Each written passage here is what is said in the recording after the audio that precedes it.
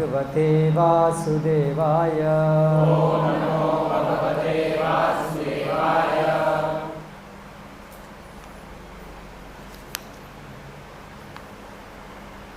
आज हम पढ़ रहे हैं श्रीमद् भागवतम के 7वें स्कंद से अध्याय 6, भक्त प्रहलाद द्वारा अपने असुर सहपाठियों को उपदेश, श्लोक क्रमांक 1।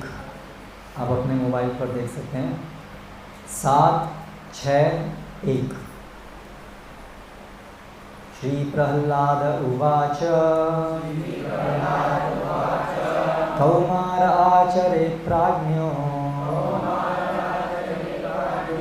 धर्मान् भागवतानिह दुर्लभं मानुषं जन्म तदप्यध्रुवमर्थदम्। श्री प्रहलाद उवाच। भक्त प्रहलाद महाराज ने कहा, कौमारः बाल्यकाल में, आचरेत अभ्यास करे, प्राज्ञः बुद्धिमान व्यक्ति, धर्मान वृत्ति पर कर्तव्य, भागवतान जो पूर्ण पुरुषोत्तम भगवान की भक्तिमय सेवा है,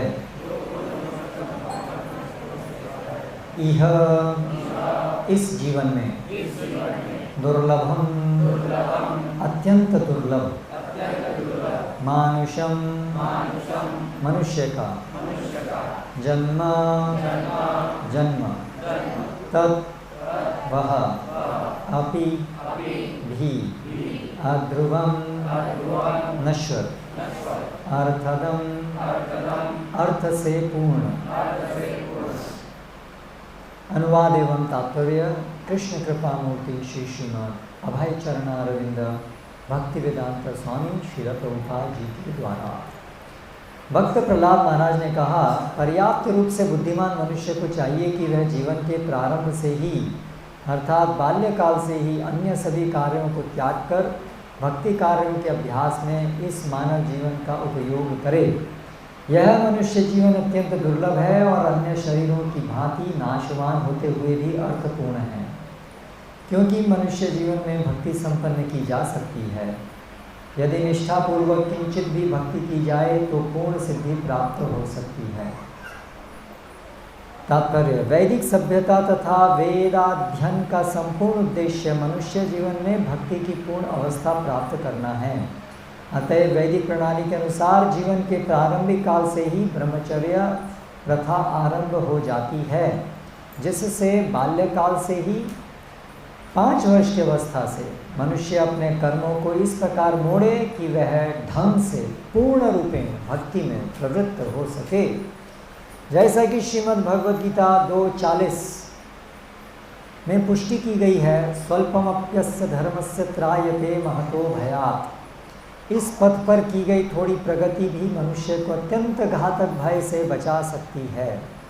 वैदिक साहित्य के निर्णयों से सरोकार न रखने के कारण आधुनिक सभ्यता मानव समाज के सदस्यों के प्रति इतनी क्रूर है कि बच्चों को ब्रह्मचारी बनने की शिक्षा देने की जगह माताओं को शिक्षा देती है कि जनसंख्या न बढ़ने देने हेतु वे गर्भ में ही अपने बच्चों को मार दें, और यदि दैव योग से बालक बच जाता है तो उसे इंद्रिय तृप्ति हेतु ही शिक्षित किया जाता है। इस प्रकार धीरे धीरे संपूर्ण संसार में मानव समाज में जीवन की पूर्णता के प्रति रुचि का ह्रास हो रहा है। निस्संदेह मनुष्य कुकरों सूकरों की भांति जी रहे हैं और वे 84 लाख निम्न योनियों में देहांतरण करने की तैयारी करके अपने मनुष्य जीवन को व्यर्थ गंवा रहे हैं। कृष्ण भावनामृत आंदोलन लोगों को भक्ति करना सिखलाकर मानव समाज की सेवा करने हेतु उत्सुक है, जिससे मनुष्य पुनः पशु जीवन में न जा गिरे। जैसा कि भक्त प्रहलाद महाराज पूर्व में कह चुके हैं, भागवत धर्म में श्रवणम कीर्तनम विष्णोः स्मरणम पाद सेवनम अर्चनम वंदनम दास्यम सख्यम आत्मनिवेदनम निहित है। समस्त विद्यालयों, महाविद्यालयों तथा विश्वविद्यालयों में एवं घरों में भी सभी बच्चों तथा तरुणों को पूर्ण पुरुषोत्तम भगवान के विषय में श्रवण करने की शिक्षा दी जानी चाहिए। दूसरे शब्दों में उन्हें इसकी शिक्षा दी जानी चाहिए कि वे श्रीमद् भगवद गीता के उपदेशों को सुनकर उन्हें अपने अपने जीवन में उतारें और इस प्रकार भक्ति में सशक्त बने तथा पशु जीवन में पतित होने के भय से मुक्त हों। इस कलयुग हेतु भागवत धर्म का अनुसरण अत्यंत सरल बना दिया गया है। शास्त्र का कथन है, हरेर नाम एव केवलम कलौ नास्तेव नास्तेव नास्तेव गतिरन्यथा। मनुष्य को केवल हरे कृष्ण महामंत्र का कीर्तन करने की आवश्यकता है। जो भी हरे कृष्ण महामंत्र का कीर्तन करता है उसका हृदय शुद्ध हो जाएगा और वह जन्म मृत्यु के चक्र से बच जाएगा। ओम ज्ञानतिमिरान्धस्य ज्ञानाञ्जनशलाकया चक्षुरुन्मीलितं येन तस्मै श्रीगुरवे नमः। श्रीचैतन्यमनोभीष्टं स्थापितं येन भूतले स्वयं रूप कदा मह्यं ददाति स्वपदान्तिकं। वन्देऽहं श्रीगुरो श्रीयुतपदकमलं श्रीगुरुर्वैष्णवांश्च श्रीरूपं साग्रजातं सहगणरघुनाथान्वितं तं सजीवं साद्वैतं सावधूतं परिजनसहितं कृष्णचैतन्यदेवं श्रीराधाकृष्णपादान् सहगणललिता श्रीविशाखान्वितांश्च। जय श्रीकृष्णचैतन्य प्रभुनित्यानन्द श्री अद्वैत गदाधर श्रीवासादि गौरभक्तवृन्द। हरे कृष्ण कृष्ण कृष्ण हरे हरे, हरे राम राम राम हरे हरे।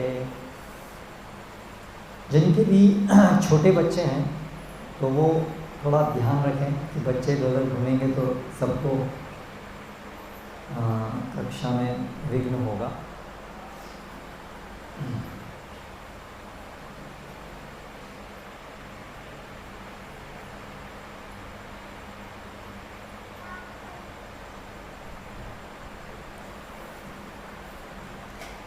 तो यहाँ पर इस श्लोक में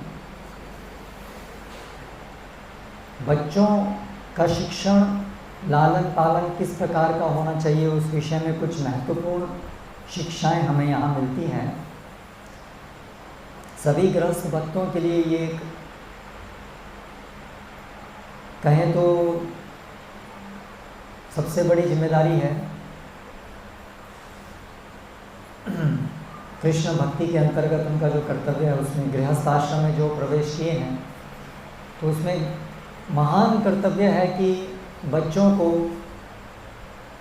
कृष्ण भावनामृत की शिक्षा दें, क्योंकि शास्त्र में बताया गया है कि किसी भी व्यक्ति को गुरु, माता, पिता इत्यादि अधिकारी पद स्वीकार नहीं करना चाहिए यदि वो अपने आश्रितों को कृष्ण भक्ति की शिक्षा ना दे सकें। तो इसलिए गृहस्थ भक्तों के लिए एक गंभीर कर्तव्य है कि वो अपने बच्चों को सर्वश्रेष्ठ अवसर कृष्ण भक्ति के लिए प्रदान कर सके। तो इसलिए यहाँ पर जो हमने आज श्लोक लिया है उसमें ये प्रहलाद महाराज के वचन हैं जो वो अपने सहपाठियों को कह रहे हैं कि बिल्कुल आरंभिक अवस्था से, कुमार अवस्था से, 5-6 साल की आयु से इस प्रकार से प्रशिक्षण होना चाहिए जिससे कि वो जो बालक हैं पूरी तरह से कृष्ण भावनामृत में आ जाएं। और क्योंकि मनुष्य जीवन का वही उद्देश्य है कि हम जो अभी भगवान को भूल गए हैं हम पुनः भगवान को, उनके साथ हमारा क्या संबंध है उसको पुनर्स्थापित कर सकें, क्योंकि यही हमारी यानी आत्मा की मूल आवश्यकता है।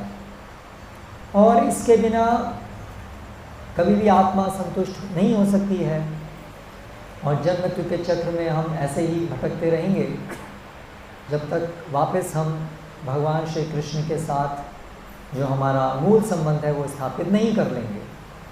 और इस अवसर के लिए जो मनुष्य जीवन है वो सर्वश्रेष्ठ है, क्योंकि मनुष्य जीवन के अंदर ही ऐसी चेतना होती है कि वो भगवान को समझ पाएँ।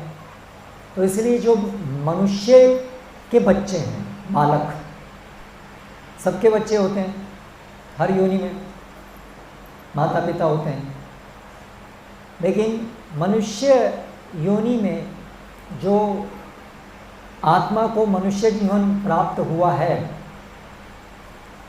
वो बहुत विशिष्ट है। जैसा कि यहाँ पर इस श्लोक में भी भगवान प्रहलाद महाराज कह रहे हैं, दुर्लभम मानुषम जन्म, ये जन्म जो है अत्यंत दुर्लभ है। तो इसलिए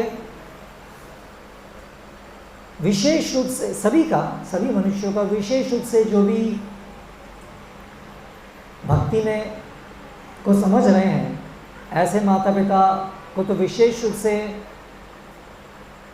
आवश्यकता है कि बच्चों को एक शुद्ध भक्ति का वातावरण उनको प्राप्त हो, और भक्ति के विरुद्ध जो वातावरण पूरे संसार में व्याप्त है उससे कैसे उनको बचाया जा सके, इसका भरसक प्रयास होना ही चाहिए। अन्यथा वे अपने माता पिता होने का कर्तव्य भी नहीं निभा रहे हैं और विशेष रूप से भक्त होने का कर्तव्य भी नहीं निभा रहे हैं। कृपया मोबाइल फ़ोन सभी लोग साइलेंट मोड में रखिए। अगर किसी को नहीं आता है साइलेंट करना, कई बार ऐसा होता है भक्तों को, कभी कभी आते हैं, कभी कभी करते ही नहीं है साइलेंट में, हमेशा चालू ही रहता है। तो आसपास में पूछ लीजिए, लेकिन कक्षा में व्यवधान नहीं हो।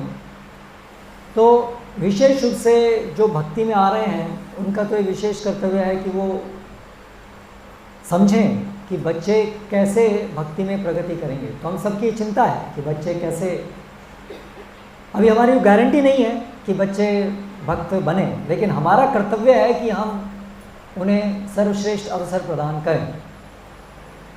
तो उसके लिए हमें क्या कारण ऐसे हो सकते हैं जिनसे कि बच्चे भक्ति से दूर चले जाएं,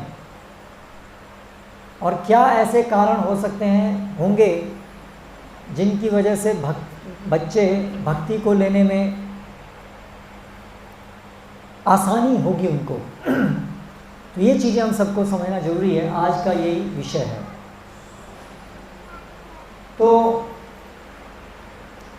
एक समुदाय है अमेरिका के अंदर, आमिश, ये नाम है उनका, आमिश कम्युनिटी। ये जो है इनकी संख्या लाखों में है, और ये संसार का एक तेज गति से बढ़ने वाला समुदाय है आमिश। और वो तेज गति से जो बढ़ रहे हैं उसका कारण उनकी जनसंख्या वृद्धि न होकर के उनके बालकों का, लड़के लड़कियों का आमिश कम्युनिटी के ही भाग बने रहना है, रिटेंशन। यानी कि उनके जो बच्चे हैं वो आमिश ही रहते हैं, रहना पसंद करते हैं। तो ये आमिश लोग क्या हैं कि जब आज से लगभग 300 साल पहले जब पूरे विश्व के अंदर आधुनिकीकरण की लहर शुरू हुई, जो विशेष रूप से अमेरिका से शुरू हुई, पाश्चात्य जगत से, और अमेरिका मॉडर्नाइजेशन का एपिसेंटर रहा है, केंद्र रहा है, तो वहाँ पर ये लोग क्रिश्चियन हैं। इन लोगों ने ऐसा निश्चय किया कि हम लोग मॉडर्नाइजेशन को नहीं अपनाएंगे, हम लोग आधुनिकीकरण को नहीं अपनाएंगे। और तब से लेकर अभी तक ये लोग टिके हुए हैं, 300 साल तक टिके हुए हैं, और न केवल टिके हुए हैं बल्कि बढ़ रहे हैं। हम देख सकते हैं कि हम जो कुछ भक्ति करने का प्रयास कर रहे हैं, हम कितना मुश्किल पाते हैं बच्चों को भक्ति में रखना। हम देखते हैं कि बच्चे थोड़े बड़े होते हैं, टीनेज विशेष रूप से जब आती है तो उस समय ऐसे जैसे सबके पर लग जाते हैं, और फिर जो स्कूल कॉलेज का वातावरण और पूरे शहर का वातावरण है उससे बच्चों को कैसे बचाएं, ये एक सब माता पिता की एक बड़ी गहरी चिंता होती है, क्योंकि हम अपनी आंखों के सामने देख रहे हैं कि बच्चे हमारी आंखों के सामने शुरू में बच्चे छोटे होते हैं तो बहुत अच्छी भक्ति पकड़ते हैं, हमें लगता है कि अरे तो करताल बजाते हैं, बहुत सारे भजन सीखते हैं और नृत्य करते हैं तो हम बहुत खुश होते हैं कि बच्चे कितने अच्छे हैं। ऐसा लगता है कि हमारे घर में कोई ऐसे संतान आई हैं जो कि शायद पहले कोई भक्ति की होगी, बची कुची कुछ रह गई है, उसको पूरा करने आए हैं। लेकिन कई बार ऐसा होता है कि जब ये बच्चे 13, 14, 15 ऐसे साल के होते हैं तो धीरे धीरे फिर इनके अंदर जो है भक्ति में रुझान इनका धीरे धीरे कम होने लगता है और शहरी जो वातावरण है, नास्तिकवाद, अगर वो आउटराइट नास्तिक नहीं बनते हैं तो भी कम से कम उनके अंदर भौतिकतावाद, मटेरियलिज्म, कंज्यूमरिज्म, उपभोक्तावाद, ये जो सब जगह प्रचलित है ऐसा वातावरण, वो चीज़ उससे वो बचे नहीं रह पाते हैं ज़्यादातर केस में, और फिर भक्ति करते हैं थोड़ी बहुत ज़्यादा सीरियस नहीं हो पाते हैं, क्योंकि भौतिकतावाद में जब वो आकर्षित हो जाते हैं तो उसके साथ साथ फिर भक्ति में गंभीर रहना तो संभव है। और ऐसा भी होता है बहुत बार कि बिल्कुल तो पूरी तरह से भक्ति से बाहर चले आते हैं इत्यादि। तो यहाँ पर हम सभी के लिए कुछ सीखने के लिए ऐसी चीज़ें हैं जो आमिश कम्युनिटी है वो क्या करते हैं कि उनके बच्चे जो हैं वो ये आधुनिकीकरण की चपेट में इतना नहीं आ रहे हैं। 300 साल हो गए, कोई 10, 15, 20 साल की बात नहीं है, 300 साल से वो अपने बच्चों को, अपनी पूरी कम्युनिटी को बचा के रख पाए हैं इस आधुनिकीकरण से। तो ऐसे बच्चों को बड़ा करने के उनके कुछ 7 नियम हैं, 7 टिप्स हैं कि बच्चों की जो परवरिश है उसको करने में वो 7 चीज़ों का मुख्य रूप से ध्यान देते हैं जिससे कि बच्चे बिगड़े नहीं।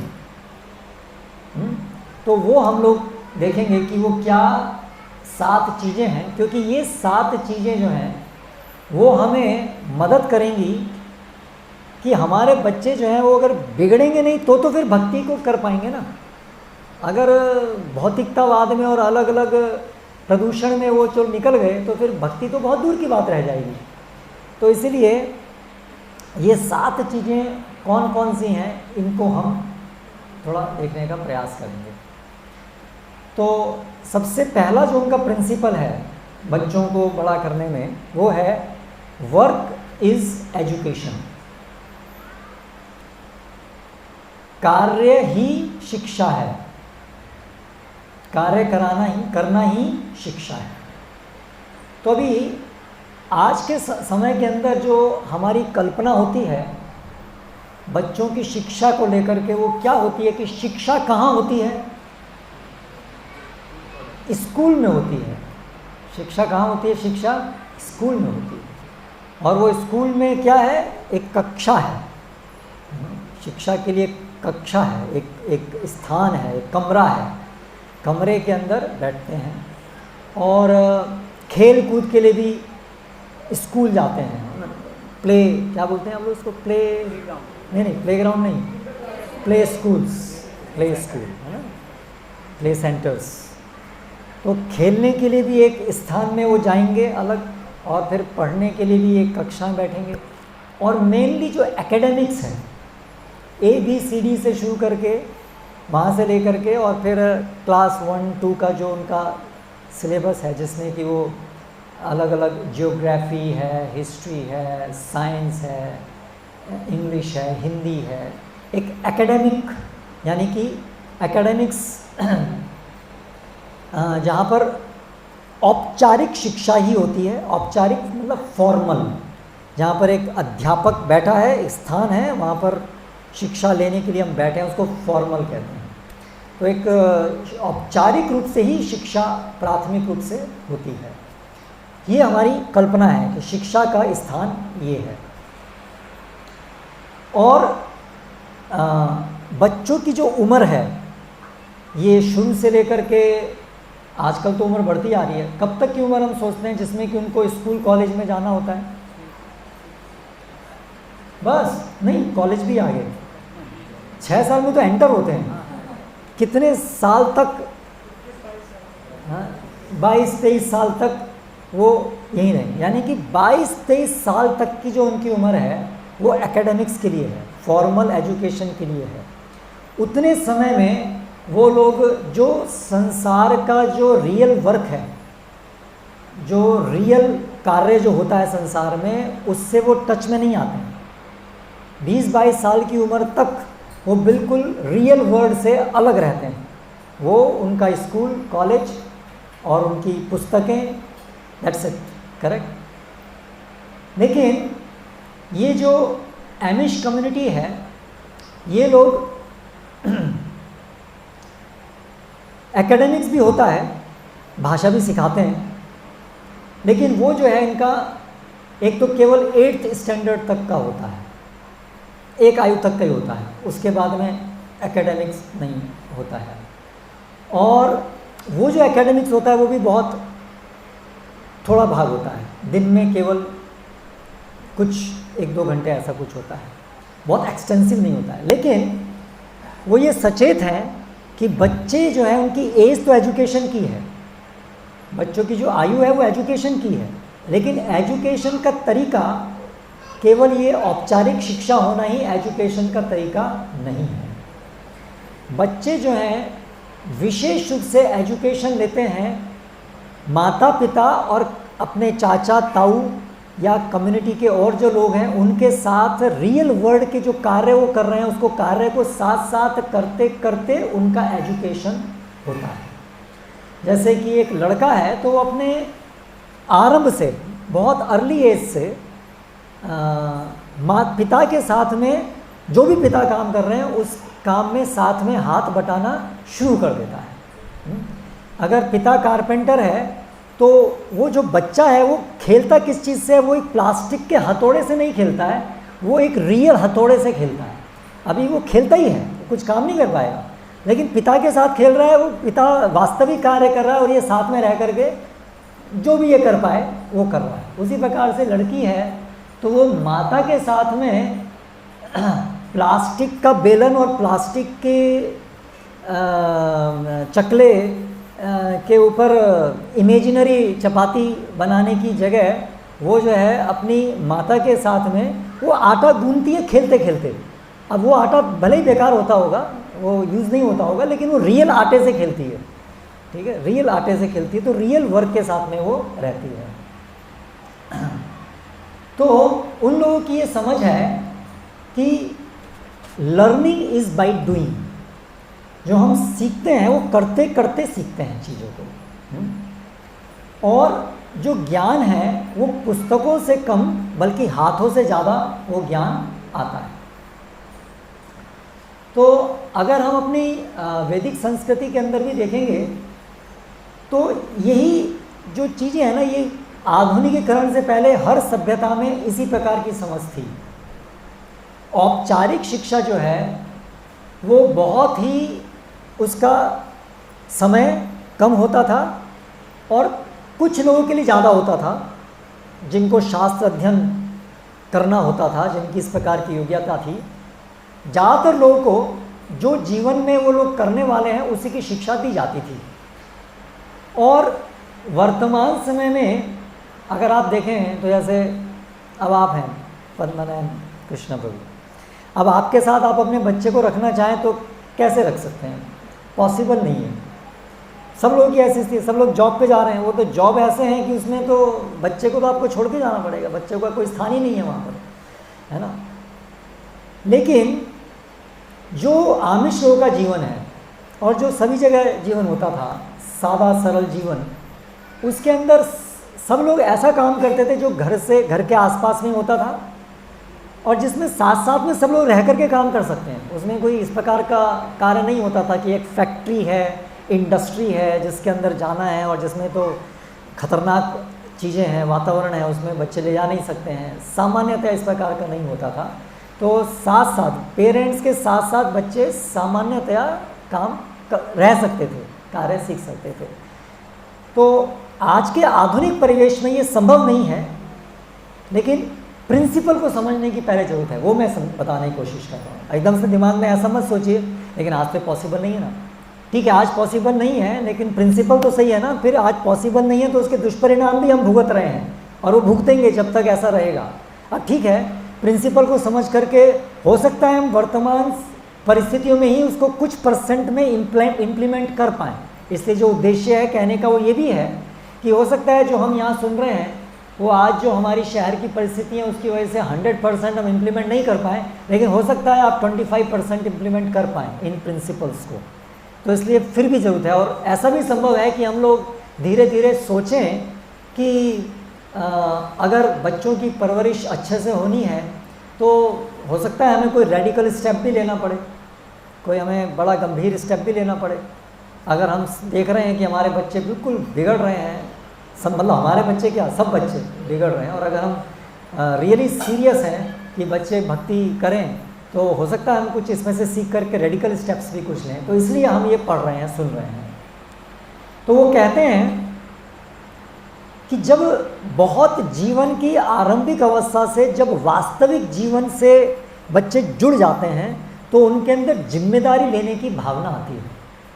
ध्यान दीजिए, आजकल हम क्या देखते हैं, बच्चे बड़े तो हो रहे हैं स्कूल में, लेकिन जिम्मेदारी लेने की भावना नहीं आती है। एक अपना खाने के बाद ग्लास भी उठा करके, प्लेट भी उठा करके धोने के लिए नहीं रख सकते हैं। धोना तो बहुत दूर की बात है ना। ये अब हम सब लोग ऑब्जर्व कर रहे हैं। कुछ भी आप उनको काम दीजिए कुछ करने के लिए तो या तो उनको आता भी नहीं होगा, और आएगा तो उसमें रुचि नहीं होगी। कोई जिम्मेदारी से कुछ काम करने की जो धारणा भावना है वो धीरे धीरे बहुत ही कम होती जा रही है। क्योंकि जब रियल वर्ल्ड के अंदर वो माता पिता जो जिम्मेदारी ले रहे हैं उनके साथ जब वो रहते रहते बड़े होते हैं तो वो देखा देखी अपने माता पिता को जब जिम्मेदारी लेते हुए देखते हैं तो बिना सोचे बिना सिखाए उनके अंदर वो जिम्मेदारी की भावना स्वतः इम्बाइब करते हैं। बच्चे जो है ना वो स्पॉन्ज की तरह से होते हैं। आरंभिक जो स्टेज है ना उनकी कुछ साल स्पॉन्ज की तरह से होते हैं, है ना, एब्जॉर्ब करते हैं वो एब्जॉर्ब। हाँ, आप उनको बैठा करके शिक्षा देंगे ये करो ऐसा होता है, वो बोलने से कम सुनते हैं, कम समझते हैं, वो देखने से अनुभव करने से वो ज़्यादा उसको ग्रहण करते हैं। तो ये शिक्षा देने के तरीके हैं। शिक्षा जो है, एक तो क्या शिक्षा देनी है, कंटेंट, कैसे शिक्षा देनी है और कहाँ शिक्षा देनी है। शिक्षा के अंदर ये सब विषय आते हैं। क्या शिक्षा देनी है, कैसे शिक्षा देनी है और कहाँ देनी है। आजकल की समझ क्या है, क्या शिक्षा देनी है, इसका उत्तर क्या है, वो शिक्षा जो हम देते हैं कंटेंट, उसका एसेंस क्या है। वो शिक्षा को अगर एक्सप्लेन करना चाहें कि हम बच्चों को ये शिक्षा देते हैं आज, तो कैसी शिक्षा देते हैं, किस चीज़ के लिए होती है वो शिक्षा, क्या उसके पीछे उद्देश्य है। धन कमाना, क्लियर, इसमें तो कोई डाउट नहीं है। तो हमारी शिक्षा का जो कंटेंट है वो क्या है, पैसा कमाने की शिक्षा। शिक्षा किस लिए, पैसा कमाने के लिए तैयार करने की शिक्षा। मुख्य रूप से पैसा कमाने की जो दौड़ आधुनिक संसार में वर्तमान समय में जो दौड़ हम सब दौड़ रहे हैं, उस दौड़ में वो पीछे नहीं रह जाए, सबसे नंबर 1 आ जाए, वो दौड़ में ट्रेनिंग करने के लिए वो शिक्षा का एसेंस वो है, केंद्र वो है, ठीक है। जबकि जो परंपरागत समुदाय हैं, एमिश है या हमारी वैदिक संस्कृति है, जो शिक्षा का जो कंटेंट है वो क्या है। जैसे हमने आज के श्लोक में क्या पढ़ा, कौमारमाचरेत प्राज्ञो धर्मान भागवतानिह। कौन सी शिक्षा होनी चाहिए, शिक्षा का उद्देश्य क्या होना चाहिए, भगवान और हमारा संबंध क्या है, उस संबंध में बच्चा स्थापित होए, जो उसका जीवन का लक्ष्य है, वो जो शिक्षा है उस चीज़ के लिए उसको तैयार करने वाली शिक्षा होनी चाहिए। और ये जो इतने महान चीज है भक्ति, इस भक्ति को वो अपने हृदय में ग्रहण कर सके, उसके लिए उसकी पात्रता को निर्मित करना होगा। कोई हमें बहुत बहुमूल्य चीज आपको अगर रखनी है किसी पात्र में, मान लीजिए कोई ऐसा लिक्विड है जो बहुत सोने का लिक्विड गोल्ड है मान लीजिए, अब आपको उसको पात्र में रखना है तो आप पहले पात्र को चेक करेंगे ना कि पात्र में कहीं लीकेज तो नहीं है, छेद तो नहीं है, बहुत ध्यान करेंगे ना। तो उसी प्रकार से अगर बच्चे जो हैं वो इतनी उन्नत चीज़ की भक्ति को ले पाएँ तो उसके लिए पहले उनकी एक पात्रता, होल्डिंगनेस, वो प्रिपेयर करनी होगी। वो पात्रता कहाँ से आती है? वो पात्रता है चरित्र। चरित्र, और ये चरित्र न केवल भक्ति के लिए आवश्यक है बल्कि इस भौतिक जगत में भौतिक दृष्टि से भी स्वस्थ रूप से सुख शांति से जीने के लिए भी नितांत जरूरी है कि नहीं? ये स्वीकार करते हैं, है ना? If money is lost nothing is lost, कहावत है ना इंग्लिश में, है ना? But if character is lost everything is lost. तो हमारी आधुनिक शिक्षा की जो समझ है उसमें चरित्र की शिक्षा की कोई बात नहीं रह गई है, उसमें केवल पैसा कमाने की शिक्षा है। तो पहले तो गड़बड़ है कंटेंट को लेकर के, फिर दूसरी चीज़ है तरीका, शिक्षा देने का तरीका। तो ठीक है, अगर हम मानते भी हैं कि चलिए कुछ मोरालिटी क्लासेस भी होती हैं, नैतिक शिक्षा का हमारे समय में एक सब्जेक्ट हुआ करता था नैतिक शिक्षा, आज भी शायद होता होगा, नहीं है? सब्जेक्ट ही खत्म हो गया। अच्छा ठीक है, अभी वो आउट ऑफ डेट हो गया ना, अभी नैतिकता में उसको सिखाएंगे तो समाज में जिएगा कैसे? तो ठीक है, तो अगर थोड़ी बहुत जो भी नैतिकता कुछ होती होगी तो वो नैतिकता की शिक्षा इत्यादि या जो भी हम शिक्षा दे रहे हैं उसको देने का जो तरीका है वो तरीका भी महत्वपूर्ण है। हमारे जीवन में हम अलग अलग स्टेजेस से गुजरते हैं जिसमें हमारे शरीर के, सूक्ष्म शरीर और स्थूल शरीर के अलग अलग कोश बोलते हैं संस्कृत में, एक सूक्ष्म एक परत, उनका धीरे धीरे विकास होता है। तो तो ये जो अलग अलग कोश हैं इसमें सबसे पहले होता है अन्नमय कोश। अन्नमय कोश मतलब जिसमें स्थूल शरीर बनता है। तो सबसे पहले जब बच्चा जन्म लेता है तो सबसे पहले वो अन्नमय कोश आरंभ होती है जिसमें उसका शरीर बनना शुरू होता है। इसलिए उस समय उसके लिए दूध पीना, सोना पर्याप्त मात्रा में, है ना, आहार विहार करना, यही उसके लिए सबसे बड़ी शिक्षा है।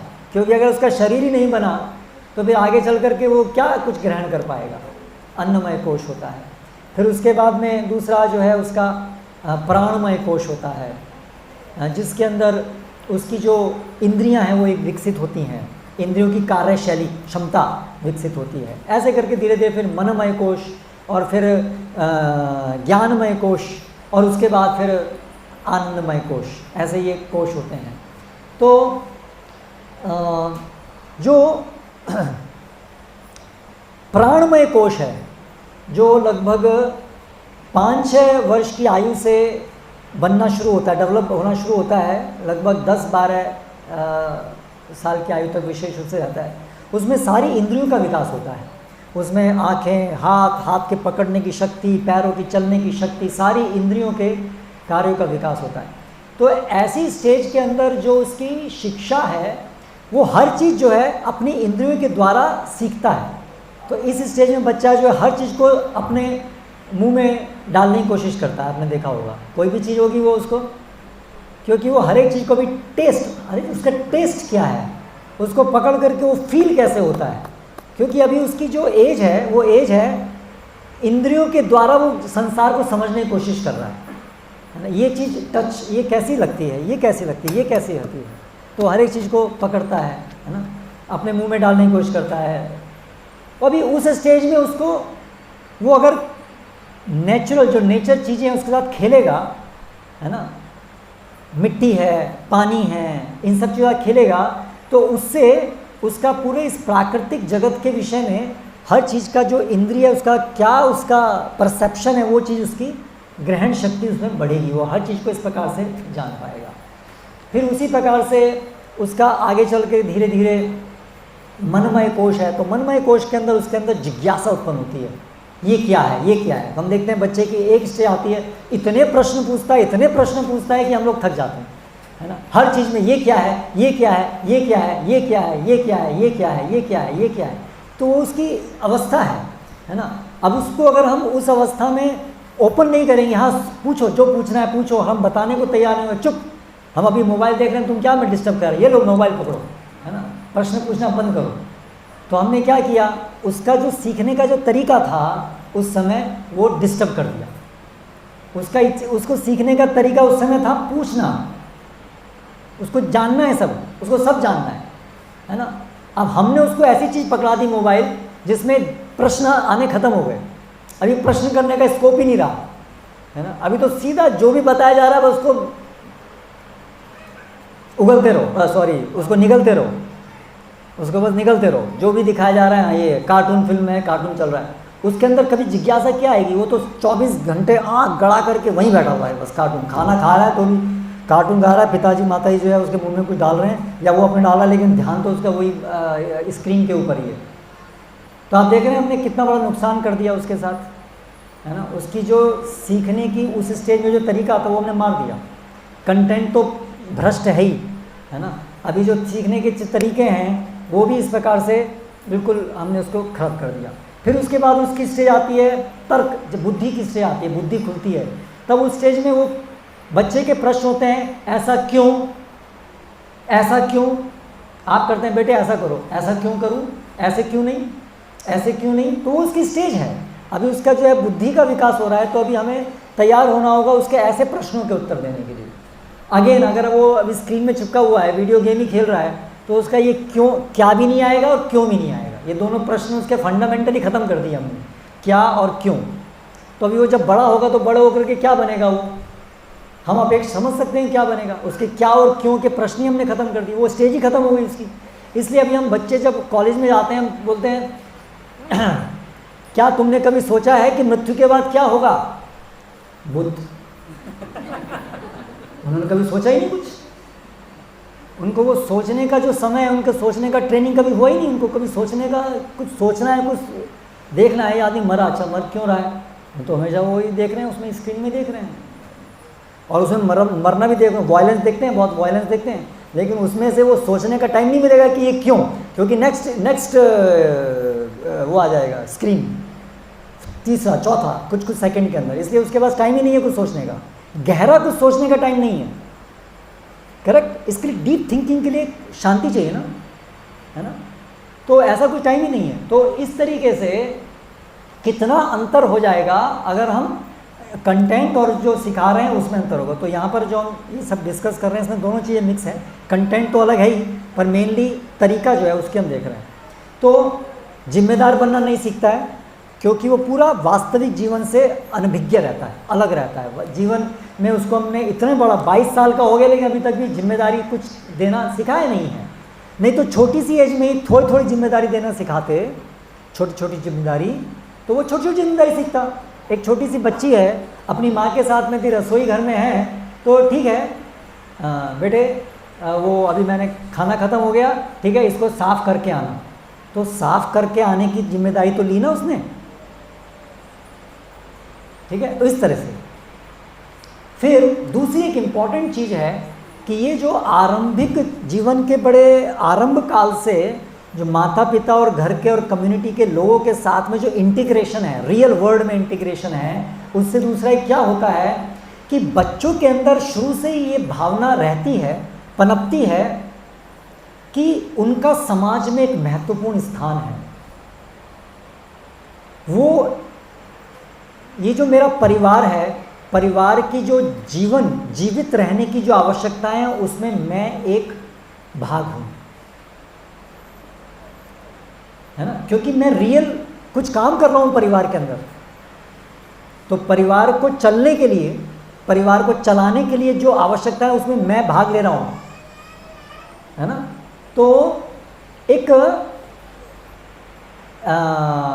बच्चों के अंदर जब टीनेज एज आती है, बड़े होते हैं, तो कई बार एक दुर्भावना देखी जाती है, सेंस ऑफ यूजलेसनेस।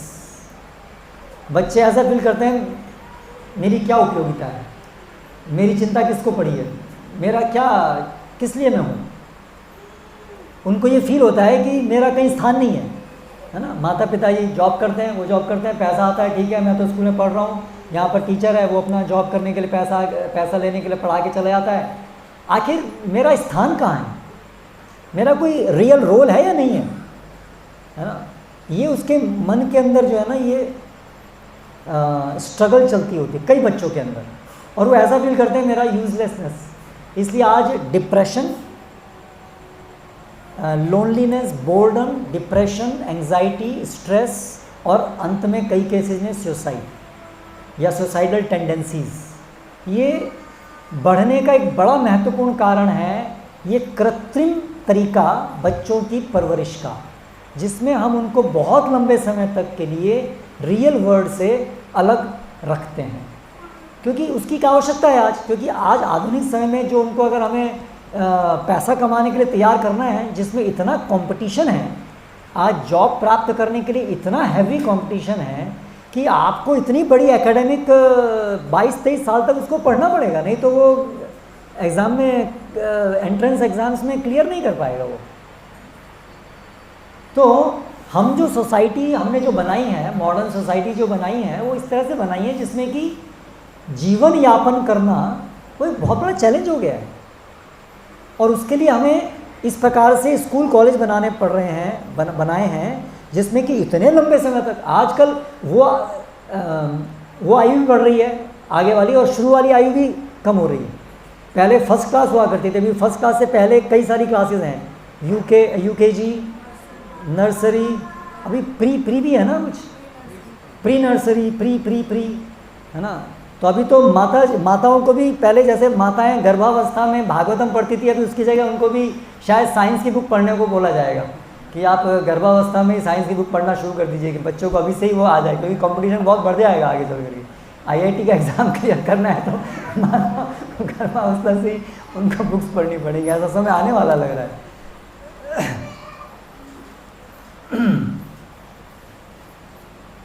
तो बच्चों को जो है, मेरा पर्पस क्या है, उसको ढूंढने के लिए उसको चिंता करने की जरूरत नहीं है, वो बहुत नेचुरली इम्बाइब कर पाता है उस चीज़ को। दूसरा प्रिंसिपल, ये हो गया पहला, कौन सा है पहला सिद्धांत, वर्क इज एजुकेशन। दूसरा है less is more, less is more. कम बच्चों को पास कम से कम चीज़ें होंगी, उससे वो अनुभव करेंगे वहाँ पास ज़्यादा से ज़्यादा चीज़ें हैं। आश्चर्य हो रहा है ना, ऐसे कैसे होगा। आजकल के लोगों को तो हम देखते हैं बच्चों के पास रूम भर के खिलौने हैं, अलग अलग इतनी बड़ी कार है, मोटरसाइकिल है, और पूरा भरे हुए हैं कमरे खेल से, और फिर भी बच्चे जो हैं वो परेशान है कि हमें रोते रहते हैं, फिर भी हमारे पास कम है, हमारे पास कम है, असंतुष्टि है फिर भी, है ना। तो एमिश लोगों का प्रिंसिपल है नो प्लास्टिक टॉयज़, कोई प्लास्टिक खिलौने बच्चों को नहीं दिए जाते हैं। नो ग्लोइंग स्क्रीन्स, कोई मोबाइल कोई नहीं दिया जाता है बच्चों को। तो उनकी सोच है कि अगर लग्जरी बच्चों को दी जाएगी, लग्जरी, उससे बच्चों की जो क्रिएटिविटी है वो ख़त्म हो जाती है, और बच्चे जो हैं स्वार्थी बनते हैं। तो वहाँ पर बहुत सारे बच्चे, सबके पास ऐसे कोई सामान्य मिट्टी का, लकड़ी का बनाया हुआ खिलौना होता है, सिंपल सा, और उस सिंपल एक खिलौने के साथ उनको खेलना है पूरा दिन। तो वो अपनी क्रिएटिविटी यूज़ करते हैं। मान लीजिए एक छोटी सी गुड़िया है, अब उस गुड़िया के लिए उन्हें पूरा दिन खेलना है, तो उसके लिए कुछ ना कुछ और बनाना है, ये करना है, वो करना है, तो उसमें क्रिएटिविटी यूज़ होती है। अब आपने उसको 50 गुड़िया ला करके दे दी हैं, तो वो क्या करेगी? एक गुड़िया से दूसरी गुड़िया से बोर हुई तीसरी गुड़िया, तीसरी चौथी, पांचवी, छठी, पूरा दिन उसका निकल जाएगा गुड़ियाएँ बदलने में। लेकिन वो जो क्रिएटिविटी है वो एंकरेज नहीं होगी। और ये सब चीज़ें हम अपने फार्म कम्युनिटीज़ में देख रहे हैं प्रैक्टिकली होते हुए। हम सोचते हैं बच्चों के पास बहुत सारे खिलौने होंगे तो ही बच्चे सुखी रहेंगे। बच्चे के लिए हर चीज़ खेल है। एक मिट्टी का टुकड़ा उनके लिए खेल है। अब आप उसको मिट्टी के टुकड़े की जगह आप 5,000 रुपये का खिलौना लेके आएंगे, उसकी वैल्यू उनके लिए वो मिट्टी के टुकड़े से ज़्यादा नहीं है। खेल उनके लिए खेल ही है, ठीक है। हो सकता है मिट्टी के खेलने से और ज़्यादा, क्योंकि वहाँ पर नेचर के द्वारा वो फील कर रहे हैं, टच में आ रहे हैं, तो वो कुछ लॉन्ग टर्म बेनिफिट भी उसका हो रहा है एडिशनली, ठीक है। तो और हम देखते हैं कि दूसरी चीज़, ये बच्चे सब आपस में मिलते हैं और मिल करके एक साथ में शेयर करते हैं, क्योंकि खिलौने बहुत सारे नहीं हैं तो सबको शेयर करना है। तो इससे क्या होता है, शेयर करने की भावना सीखते हैं, मिल बांट करके रहना। जबकि आजकल के बच्चे कैसे डेवलप होते हैं, एक तो सबकी एक ही संतान होती है, हम दो, हमारे दो की जगह भी हो गए, हम दो हमारा एक, ठीक है। तो सारा जो हमारा लाड प्यार है ना दोनों का, पत्नी का और पति का, वो एक के ऊपर बरस पड़ता है ना। तो वो एक के पास इतने खिलौने हो जाते हैं, है ना। और वो घर में अकेला ही है, ठीक है, उसकी कोई बहन और उसको कोई भाई भी नहीं है। तो वो इतना पजेसिव हो जाता है, सब मेरा है ना। अगर कोई दूसरा बच्चा भूल से आ भी गया, ठीक है, तो उसको दुश्मन लगता है, ये मेरा कॉम्पिटिटर आ गया, मेरे खिलौने छीनने के लिए आ गया। तो यहीं से ही उसके अंदर वो जो भावना है कि ये सब दुश्मन है मेरे, वो डेवलप होनी शुरू हो जाती है। जबकि इसकी जगह जो ये प्राकृतिक तरीका है नर्चरिंग का सिंपल लाइफ के अंदर, उसमें बच्चा शुरू से या तो उसके खुद के भाई बहन बहुत सारे होंगे, जिससे शुरू से ही उसने मिल बांट करके खेलना सीखा है ना। या तो अड़ोसी पड़ोसी होंगे। आज शहरों में अड़ोसी पड़ोसी कहाँ होते हैं? अड़ोसी पड़ोसी तो कहीं नहीं है। आप अपार्टमेंट में रह रहे हैं, आपको पता नहीं कौन कहाँ है, किसी को जानते भी नहीं है, आते हैं लोग, रहते हैं, है ना। और पार्क, ओपन स्पेसेस भी डेंजरस है रखना, है ना। रोड्स क्रॉस करना मुश्किल है, हम बच्चों को फ्री नहीं छोड़ सकते हैं, है ना। घर के अंदर रखते हैं, बच्चों के साथ खेल भी नहीं सकते हैं, बस उनको फिर टॉयज़ देते हैं। अभी टॉयज़ नहीं, अभी तो ये देते हैं स्मार्टफोन। अभी आधुनिक टॉय क्या है, वो ऑल इन वन है ना। तो कार्टून देखते रहते हैं उसके अंदर, और बहुत अर्ली एज से हम देते हैं। तो इससे क्या होता है, सेल्फिशनेस बढ़ती है और उसकी क्रिएटिविटी ख़त्म हो जाती है। एक बहुत महत्वपूर्ण चीज़ है, संतोष का गुण डेवलप नहीं हो पाता है। Please make it, take a note of it. ये भागवतम के अंदर 7वें स्कंद में 11वें अध्याय में 8वें श्लोक से 12 श्लोक के अंदर नारद मुनि युधिष्ठिर महाराज को सभ्य मनुष्य होने के 30 गुण बताते हैं। 30 क्वालिटीज़ जो सब मनुष्य में होनी चाहिए। अगर वो गुण नहीं है तो मनुष्य नहीं कहलाए जाते हैं, वो पशु कहलाए जाते हैं, द्विपाद पशु। उसमें से एक केंद्रीय गुण है संतोष का गुण, सेटिस्फैक्शन, संतोष, जो दैववश मिल जाए उसमें संतोष करना। इससे बहुत सारे अच्छे गुण अपने आप आते हैं। तो जब हम बच्चों को कम चीज़ देते हैं, उनका जीवन सरल होता है, उनके पास लग्जरी नहीं होती है, तो वो बच्चे जो भी है उसी में ही हमें रहना है, उसी में ही संतोष करना सीखते हैं। जो है उसमें संतोष करना सीखना है। मांग करा हमें ये चाहिए, हमें वो चाहिए, तो शुरू से ही ट्रेनिंग है, नहीं ये सब है ना, बस जितना है उसमें संतोष करना सीखें। तो उससे आगे चल के जो बड़े होंगे तो उसमें जो आसानी से काम करके भाग्य के अनुसार जो मिल गया उसमें संतुष्टि होना सीखेंगे। लेकिन आजकल के लोगों को क्या है, बच्चों को क्या है, उनके पास 1000 खिलौने हैं तो भी उनको लगता है मेरे पास खिलौने की कमी है, और यही ऐसे वो बड़े हो जाते हैं। तो बड़े होने पे भी उनको ऐसे लगता है मेरे पास 10 लाख है लेकिन पर्याप्त नहीं है, फिर 50 लाख होने पर भी पर्याप्त नहीं है। पर्याप्त कब होगा? पर्याप्त की परिभाषा हम दे पाएंगे फिर? नहीं। तो जिसको संतोष का गुण नहीं है उसको, भागवतम का श्लोक है, उसको पूरे संसार की समृद्धि भी मिल जाए तो भी उसको पर्याप्त नहीं लगेगी। तो ये बच्चों को लग्जरी देना, उनकी डिमांड्स पूरी करना, हम इसे क्या सोचते हैं, ये माता पिता का परम कर्तव्य है कि बच्चे के मुंह से निकला नहीं और वो चीज़ जो है तुरंत घर में हमने उसको ला करके दी नहीं, क्योंकि हम बच्चों के साथ टाइम तो स्पेंड करते नहीं हैं, माता पिता दोनों बिजी हैं कमाने में, ठीक है। तो अभी हमारा जो रेसिप्रोकेशन है बच्चों के साथ, कि बच्चों का हमारा प्रेम प्रकट करने का तरीका क्या होता है, उनकी इच्छाओं को पूरा करना, ये है हमारा प्रेम प्रकट करने का तरीका। इसलिए हम जो है, जो भी बच्चे ने बोला हाँ बेटे ये लो, तो उससे क्या हो रहा है कि वो जो है एक आर्टिफिशियल डेवलपमेंट है, और उससे उसके अंदर ये आ रहा है कि कुछ लोभ जनित हो रहा है उसके अंदर, एक बहुत दुर्गुण उसके अंदर पनप रहा है, लोभ का दुर्गुण पनप रहा है, ठीक है। वो जीवन भर परेशान रहेगा उसकी वजह से, उसे कभी भी संतुष्टि नहीं होगी, उसको हमेशा लगेगा मेरे पास नहीं है, मेरे पास नहीं, कुछ भी होने पर भी उसको लगेगा मेरे पास नहीं है।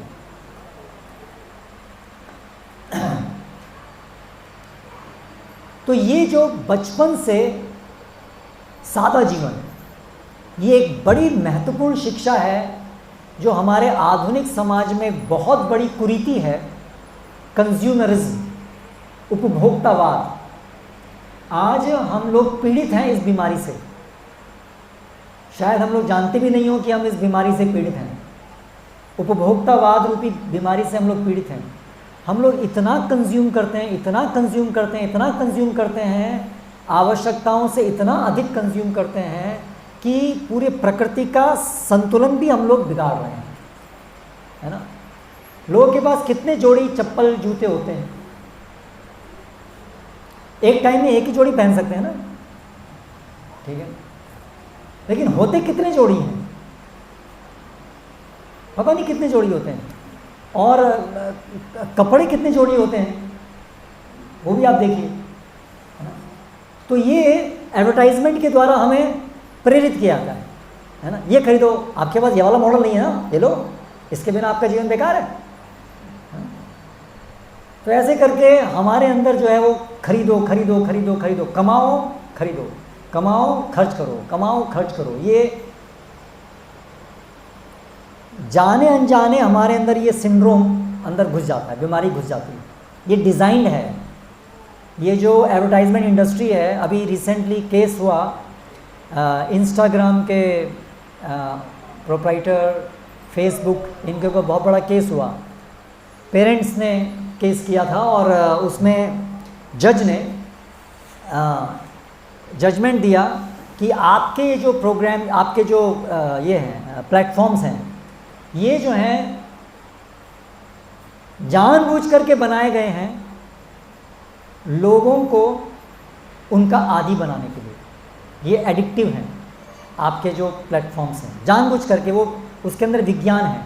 जैसे कोई आदमी ड्रग्स बेचते हैं ना, ड्रग्स आदी बनाने के लिए, ड्रग्स एडिक्शन, हम लोग ड्रग एडिक्शन के बारे में, वो drug addiction drug addiction drug addiction, लेकिन स्मार्टफोन से जो एडिक्शन हो रहा है अलग अलग चीज़ों में, वो हम लोग नहीं जानते हैं, वो उससे ज़्यादा खतरनाक है, कई गुना ज़्यादा खतरनाक एडिक्शन है। स्मार्टफोन का अपना एडिक्शन और स्मार्टफोन के द्वारा जो जो हम अलग अलग चीज़ें देख रहे हैं उसका एडिक्शन, ये दोनों चीज़ें बड़ी बड़ी एडिक्शन है।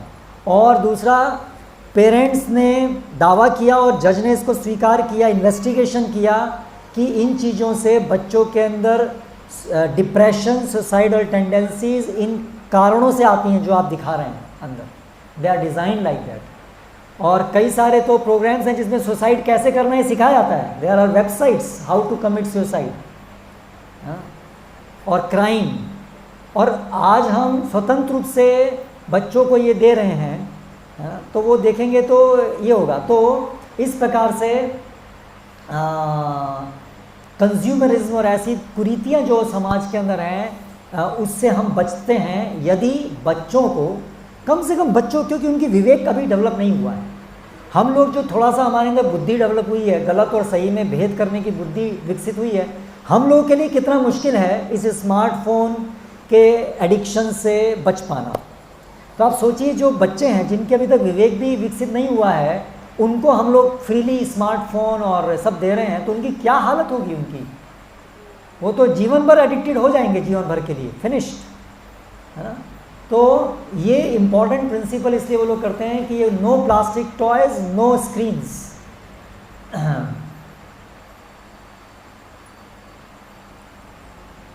Third principle, community is the classroom. पूरा जो समुदाय है ना हमारा, जो रहते हैं सिंपल लिविंग, ऐसे ही सादा जीवन में रहते हैं वो लोग, वो पूरी कम्युनिटी उनका क्लासरूम है। यानी बच्चा जो है वो ऐसा नहीं है कि मैं किससे सीखता हूँ, टीचर से सीखता हूँ, या बहुत से बहुत हुआ तो माता पिता से। नहीं, बच्चा बहुत लोगों से सीखता है। Community is the classroom.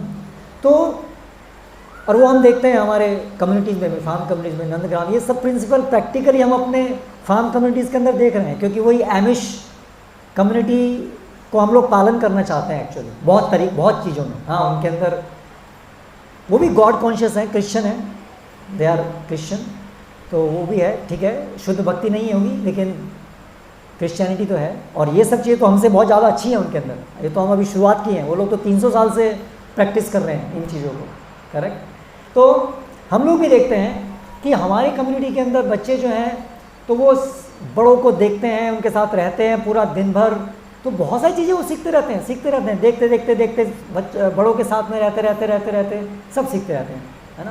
तो लड़कियां माताओं से सीखती हैं, तो माला कैसे बनाना है, खाना कैसे बनाना है, सफाई कैसे करना है, बर्तन कैसे साफ करने हैं, या इवन वो देख रही है अपनी माँ को दूसरी पड़ोस की जो स्त्रियां हैं उनके साथ में रिलेट कैसे वो करती हैं, कैसे उनके साथ बोलती हैं, अतिथियों का सत्कार कैसे होता है, इत्यादि इत्यादि बहुत सारी चीज़ें हैं। और उनके पास पढ़ाई का इतना बड़ा बर्डन नहीं है कि ट्यूशन्स जा रहे हैं, है ना। मैं मेडिकल एंट्रेंस के लिए कुछ 2-3 महीने गया था स्कूल के अलावा पढ़ने के लिए, लेकिन आजकल तो मैंने सुना है कि ट्यूशन्स आर लाइक बिल्कुल क्लास 1 से बहुत जल्दी शुरू आते हैं ट्यूशन्स। ये मतलब नॉर्म हो गया है कि स्कूल भी जाना है और ट्यूशन भी जाना है। तो बच्चों के पास समय कहाँ है और कुछ भी इम्बाइब करने का, है ना, समय ही नहीं है उनके पास कुछ इम्बाइब। तो बच्चों जो हैं वो पूरे वो संकुचित विचारधारा और संकुचित पूरे बनते जा रहे हैं, है ना। जब वो देखते हैं कि कम्युनिटी के अंदर कुछ किसी के यहाँ कुछ परेशानी आई तो कैसे कम्युनिटी के सब लोग मिलकर के उसकी मदद किए, उससे वो एक बहुत महत्वपूर्ण गुण सीखते हैं, कंपैशन, दया, दूसरे की परेशानी में काम आना। आज हम सब लोग ये कहते हैं ना, पता नहीं बच्चे बिगड़ रहे हैं, बच्चों के अंदर अच्छे गुण नहीं हैं। तो क्यों नहीं है? क्योंकि हमारी परवरिश करने के जो तरीके हैं वो ऐसे हैं, इसलिए नहीं है ना। अगर इस प्रकार से उनकी परवरिश होगी तो उनके अंदर अच्छे गुण आएंगे, है ना। जो बड़े लोग हैं वो अच्छे गुण उनके अंदर होंगे, वो प्रदर्शित करने का मौका होगा तो बच्चों के अंदर अपने आप वो अच्छे गुण आ जाएंगे।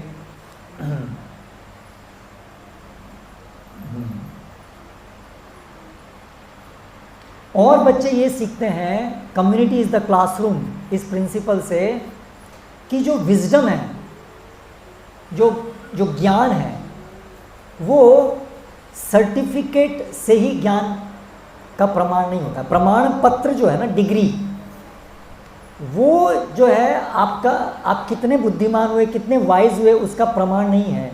विजडम जो है वो कहाँ से आती है? विजडम सब लोगों से सीखने से आती है। आजकल के हम लोग का मेंटालिटी क्या है? हर व्यक्ति को सर्टिफाइड होना पड़ेगा। जब तक एक डिग्री नहीं मिलेगी तब तक वो आदमी आदमी नहीं है। डिग्री के बिना आदमी आदमी नहीं है। डिग्री होनी चाहिए हर एक चीज़ के लिए, कुछ भी करना है डिग्री चाहिए, चाहे उसको कुछ आता हो कि नहीं आता हो, लेकिन डिग्री जरूर चाहिए। लेकिन वास्तविकता में क्या होना चाहिए कि वास्तव में उसको आना चाहिए चीज़ें, उसके अंदर वो गुण होने चाहिए, उसके अंदर वो स्किल्स होनी चाहिए।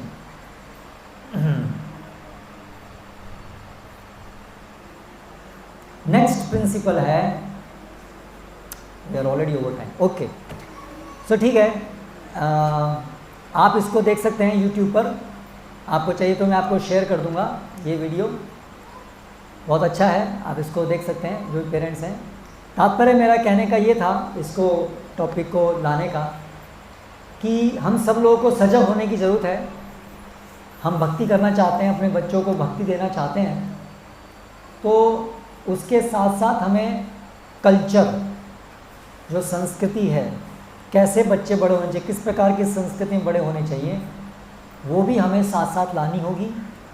और भागवतम से, हमारे शास्त्रों से और परंपरा से हमें ये संस्कृति को भी इम्बाइब करना होगा, सीखना होगा, बच्चों को भी उसमें ढालना होगा, अपने को ढालना होगा, बच्चों को ढालना होगा। तो फिर जो हम इतना ऊंचा लक्ष्य जो रखे हैं शुद्ध भक्ति, उस प्रकार से फिर हम उस तक दृढ़ता से चल पाएंगे। नहीं तो फिर भक्ति में ठीक है, चल रहा है, कुछ ना कुछ चल रहा है, लेकिन वो जो सॉलिड प्रोग्रेस जो होनी चाहिए वो बहुत लोगों के लिए मुश्किल होगी। हो सकता है कुछ लोग इतने बलशाली हों स्पिरिचुअली जो कर पाएँ, लेकिन ज़्यादातर लोगों के लिए डिफ़िकल्ट होगा।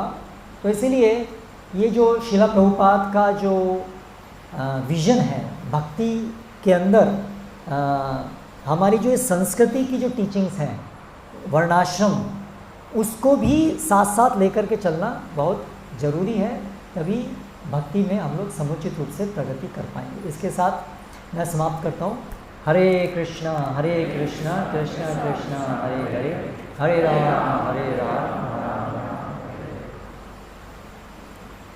कोई प्रश्न है? एक आध ले सकते हैं, एक दो प्रश्न है किसी का? जी।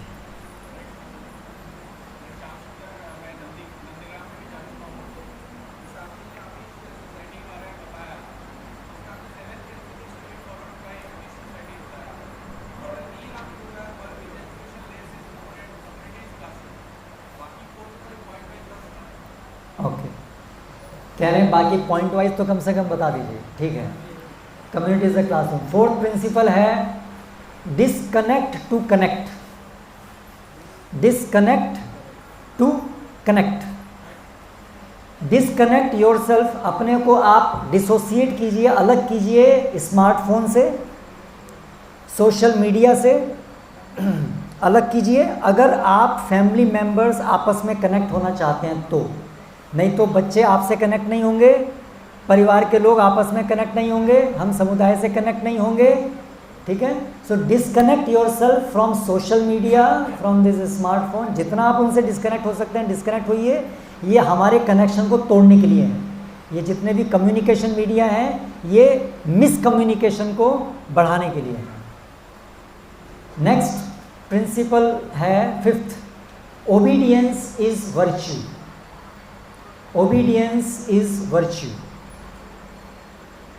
अथॉरिटी के प्रति ओबीडियंस होना, माता पिता की बात मानना, बड़ों की बात मानना, ये गुण, ये महान गुण है, इसका नर्चरिंग होनी चाहिए, है ना।